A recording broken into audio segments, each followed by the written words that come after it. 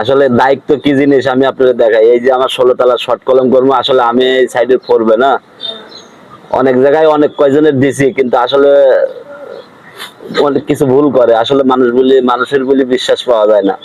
এই জন্য নিজের কাজ নিজেরে করা অনেক ভালো। এই শর্ট কলমটা করবো, আসলে সেন্টার বাই করবো। তা আমার কাজ আমি নিজে এখন বর্তমান করা পছন্দ করি। মানুষের বলি বিশ্বাস পাওয়া যায় না। আসলে ভুল করলে কারো দোষ হয় না, দোষ হয় কার ফোরম্যানের। কন্ট্রাক্টরেরও কেউ ধরে না, কন্ট্রাক্টরেরও কেউ ধরে না, ধরে কার, ধরে কার ফোরম্যানের।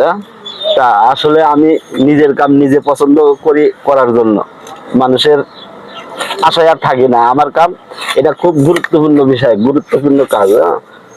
এটা খুব গুরুত্ব, শর্ট কলম খুব গুরুত্বপূর্ণ। এই জন্য আমারটা আমি করতেছি। দেখেন, এই যে দাগ দিতেছি, সেন্টার বাই করতেছি, নিজের কাজ নিজে করতেছি, এটা সবচেয়ে ভালো। আসলে ভুল হলে কেউই নিতে চায় না, এখন কন্ট্রাক্টরও নিতে চায় না, মালিক পক্ষ নিতে চায় না, মিস্ত্রিরাও নিতে চায় না। এখন যত দোষ আসে ফোরম্যানের। আসলে ফোরম্যানের দায়িত্বটা কি? ফোরম্যানের দায়িত্ব হলো খালি দেখাশোনা দেওয়া, যে এই কাজ এই পালি করো, ওই কাজ ওই পালি করো, ওই কাজ ওই পালি করো। তারপরে যদি মানুষ ভুল করে, যে আমি এই জায়গায় তো ওই জায়গায় গেছি, এই জায়গায় একজন মানুষ ভুল করে এলা দিল, কিন্তু সেটার খেসারত দিতে হয় কার? ফোরম্যানরে। এই জন্য এখন চিন্তা করছি যে ওই ছোটখাটো কাজ যেগুলি রড টড আবি যাবে সেই বান্দা পেলে এইগুলি মানুষ দিয়ে করাবো, আর যেগুলি গুরুত্বপূর্ণ কাজ সেগুলি আমার কাজ আমি করবো।